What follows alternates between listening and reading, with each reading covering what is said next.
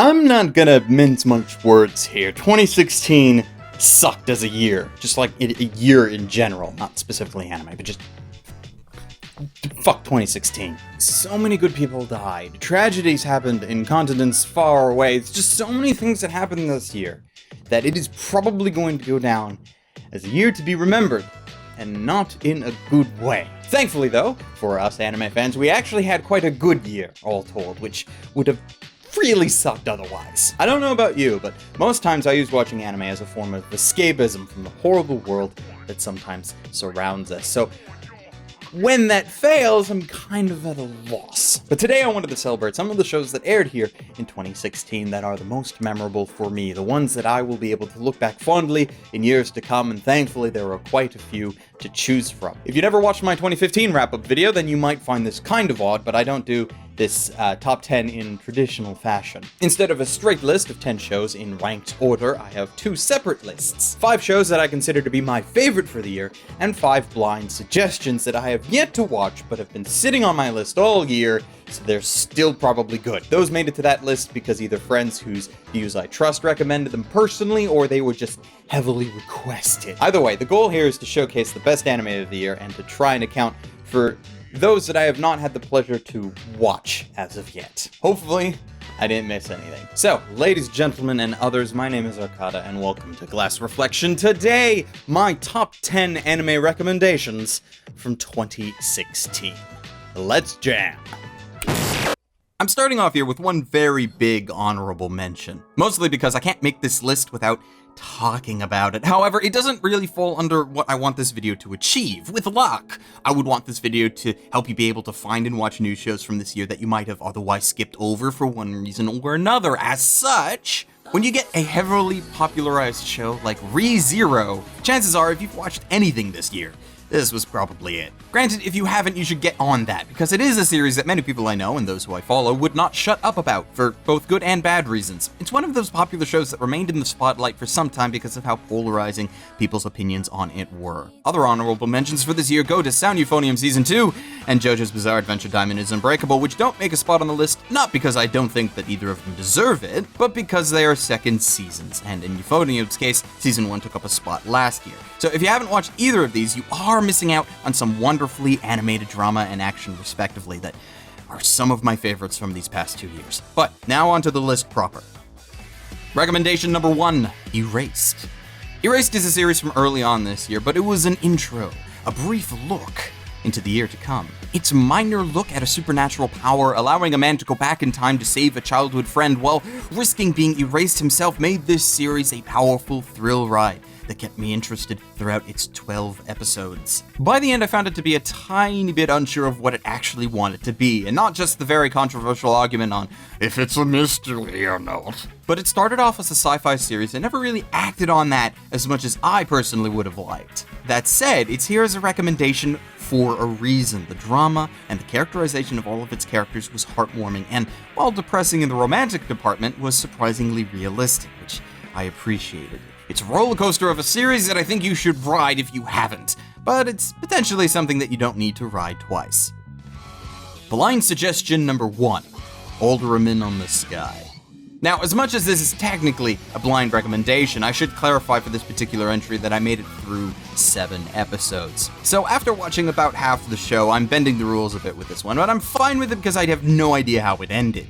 I got sidetracked watching a bunch of other things and I couldn't finish watching it. But it is a series that I never saw mentioned in many places. Like, I had it in my anticipated list for that season, but it's rare that I saw it mentioned anywhere else, which is depressing because of how good I found the story to be. It has a main character who's kind of like a laid-back Lelouch, who is utilizing his higher-than-average strategic ability because he's constantly put in situations where he's forced to use it, not because he wants to, and that was a take on the character that I enjoyed watching. Plus, the steampunk militaristic era kind of setting threw the whole thing over the top for me. So if that's the kind of thing that interests you, do yourself a favor, check it out. Recommendation number 2, Yuri on Ice. Yuri on Ice's intro song made a bold claim when the series started off, talking about making history. And while the verdict is still out on how much of a lasting effect this series is going to have in the community, its current impact is one that shouldn't be ignored or discounted. The reasoning for anyone watching Yuri on Ice is twofold. First, you should watch it for its depiction on the very artistic look into the world of figure skating, something that hasn't had much focus, if any, before in anime. Second thing, though, is for how the show decides to handle its main romantic relationship. While this past season has contained several shows with romances that break the, shall we say, traditional mold, Yuri on Ice has met a new standard by not only going farther than all others, but doing so without making it seem like it's a big deal. It's not a series that revolved around its relationships, it's more about the main character and how he grows using the sport of figure skating as a medium for his growth. But there's a lot of romance to be had there, and it is just enough to make his character shine. Now, with luck, the Blu-ray version of the series can touch up some of the heavy skating segments, because while there are a few that are quite breathtaking, there's a lot of skating in this series, and it's not always the best looking parts of the show. Blind suggestion number 2, 91 Days.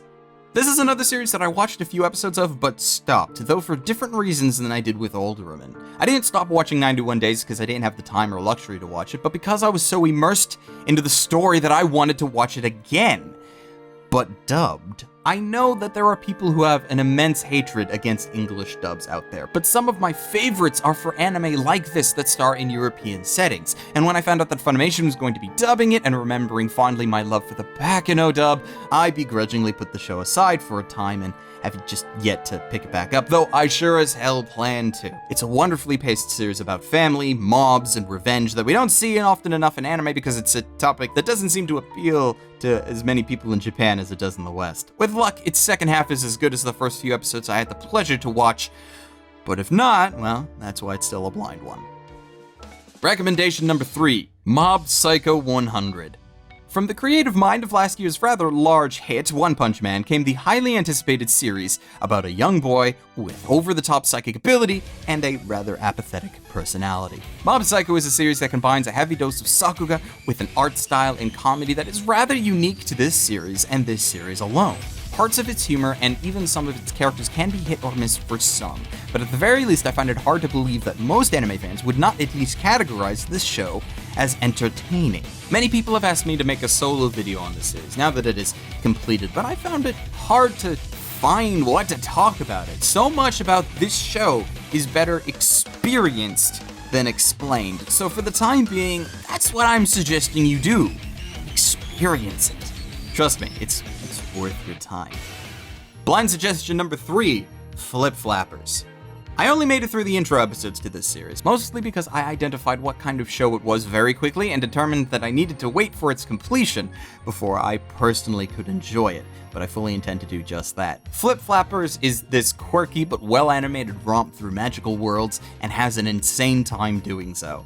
It's a series that, in the beginning, reminded me heavily of the quack humor that some Gainax series used to contain. Benabashi comes to mind specifically, and if that's your cup of tea, then this is something that we haven't seen in quite a while that you should appreciate. Though, from what I've been told, it comes into its own fairly quickly, which is good, because honestly, Benabashi had its moments, but it's not really a series that I would recommend to many people. Plus, I stand by the statement I made in my anticipated list about the sakuga in this series, because it has some good ones. My god, does it have some good ones. Blind suggestion number 4, March Comes Like a Lion. This is a series I brought up in my anticipated list for the season, but ultimately never got around to, mostly because I have a love-hate relationship with the show's director. That said though, it's been a constant thing throughout the season where I've had people telling me I was missing out because of how good this show actually turned out to be. Beyond my initial musings in the previously mentioned list, I know very little about this series. I know that it is well animated, it has characters that apparently I will adore, and a main character that I also apparently will relate to. Not sure how accurate any of that is, but I'm curious enough to find out. I doubt it'll change my mind on Shimbo as a director, but hey, there's a first time for everything. Speaking of, blind suggestion number 5, Your Name. This will be the first time, and hopefully not the last, that I place a film on this list. It's a blind suggestion not through lack of effort on my end to watch it, but currently a lack of availability as far as watching it legally has stopped me from doing so. But boy do I want to! It's a film by Motoko Shinkai, who prior to this I would describe as a director that can make some of the most profoundly beautiful animated films, but more often than not, I appreciate the visuals in his films far more than the actual substance that those films had to offer. From all that I've heard, though, Your Name is a film that apparently will change my opinion of the man's directing for the better, and I am anxious to see if that is the case. With luck, it'll come out legally with a big enough release that I can view it, and hopefully that ends up happening soon, either with a Canadian theatrical release or just a simple home video disc. Until then, I have to wait and let these trailers of the footage just make me want to watch it so bad. Moving on. Recommendation number 4, Showa Genroku Rakugo Shinju. Now, this might come as a bit of a surprise considering what I've said about Rakugo over the course of the year, mostly because I gave it a stream it rating in my review of it, as opposed to a buy or higher. But I understand that a lot of what is really good about Rakugo are things that I don't necessarily appreciate personally. However, that doesn't make the series any less notable. It's a show that is far more complex than even I give it credit for. It's witty when it wants to be, its showcasing of a facet of Japanese culture rarely seen is an absolute treat, and if I may be so bold for saying, I think it was one of, if not the best drama anime for this past year. We've had some good entries, yes, but I think this one topped them. It is not a show that will appeal to everyone. Hell, the first episode almost had me falling asleep, but likewise, with the main character also falling asleep to Rakugo in that opening episode, the show is strangely self-aware. So if you haven't watched it yet, check it out. But not before this final show that I wanted to mention. Recommendation number 5, Konosuba. So last year when I was trying to come up with the absolute best series of the year, the answer to me was very obvious. This year, less so. Mostly because with all the contenders, I could find at least one major flaw that I thought would disqualify all of these shows in my mind from best of year for one reason or another. In the case of Konosuba, that would be its length and its pacing in the final episodes. Firstly, the show only received 10 episodes. It's like the creators had no confidence in the show, so they canned it early, only to then realize exactly what they had and go ahead announcing its second season at the end of episode 10. But it's like by the time they realized what they had, it was too late to capitalize it. But its characters, its comedy, the fact that it sent an otaku in a tracksuit to a fantasy world 3 months before ReZero did it, and arguably made it far more entertaining, makes this pick my favorite anime for 2016. Even if you don't agree with me that Konosuba deserves the best anime of the year, and I honestly don't expect many people to, at the very least you can hopefully agree with me that it's one of the year's best comedies. And in a year where it's going to be standing up next to Keijo and Luluko, that too is also an achievement. Also, I get to do something that I have done behind the scenes before, but never in an actual video, which is to correct a rating from one of my previous reviews. Now, proudly granting Konosuba the rating of Certified Frosty for being what I consider to be the best anime of the year, even if other people do not. Usually, I always try to make sure at least one series gets a Certified Frosty each year, even if during said year I didn't actually give one out. For several shows this year, I thought about it, but I held off because I wanted to see what the rest of the year had to offer first before deciding what the best of the year was prematurely. And I think I can be happy with this. I'm sure over the course of this video I've either forgotten or just on purpose ignored some shows that you might think have deserved to be here instead. And if that is the case, then by all means, go and make your own list. I'd be happy to see the differences that we share, and I'm almost certain that there are things that I didn't talk about that are still worth your time, because really, there were more than just 10 shows that you should have watched from this year. Regardless, that is it for 2016. 2017! Well, I'm optimistic and hopeful as I usually am, but let's just say I'm not as confident in the upcoming season as I have been for seasons past. But that's for another video. With luck though, 2017 will be an amazing year, and if not, well, I'll have tons to rant about. Until then, ladies, gentlemen, and others, stay frosty.